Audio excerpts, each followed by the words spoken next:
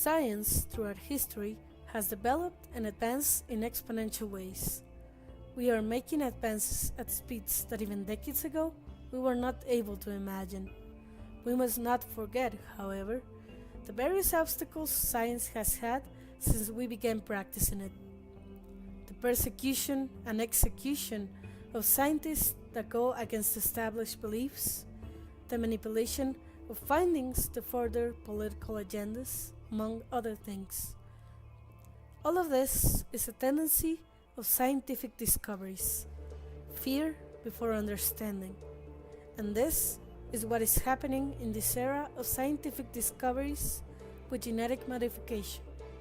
But fears have been relieved before and will be again. Genetic modification is unnatural. A common statement from those who are both against the procedures and the science. I am afraid I must admit that it is true. It is unnatural.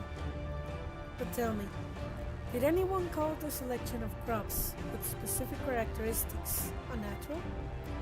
No, it is unnatural.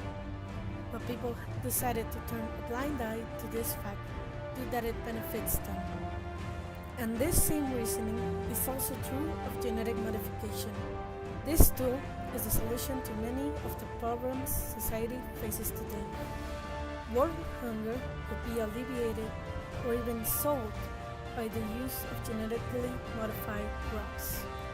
The eradication of diseases that have plagued humanity since the beginning of civilization, not to mention the treatment of conditions that are directly connected with age, such as memory loss and the loss of control of our body's functions. Many believe that this sort of technology encourages the selection of certain characteristics in the coming generations, that it will lead to the undesirement of children who do not have this. But is this not done already? Is the termination of pregnancies due to a possible congenital disease not this? We are unwilling to admit that many of the behaviors we say will be encouraged by genetic modification are those we already practice, just in a more low-key manner. Besides, is it unethical to desire for more to children? No. It is more unethical to deny such treatments to those who need them. And sure, at the start, only a small percentage of the population will have access to them.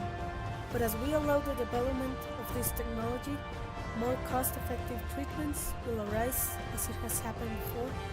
As it stands, the only argument left is the most used, and arguably the most powerful one. Genetic engineering is like playing to be God. This premise is almost always used against any new technology that challenges the preconceptions we have of our world.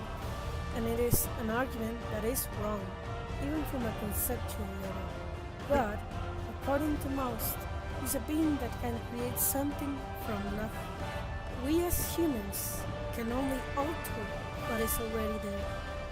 And as history shows, it is in our nature to do so. Throughout history, we have modified what exists to create new things. And this is no different. At the end of the day, we must remember that people who propose this ban are not doing it out of malice or spite. For most of them, fear is a motivation, and we must realize that as we question new technologies, we make them ethically stronger. Having no regulations is a terrible thing to have, but so it's outright prohibition.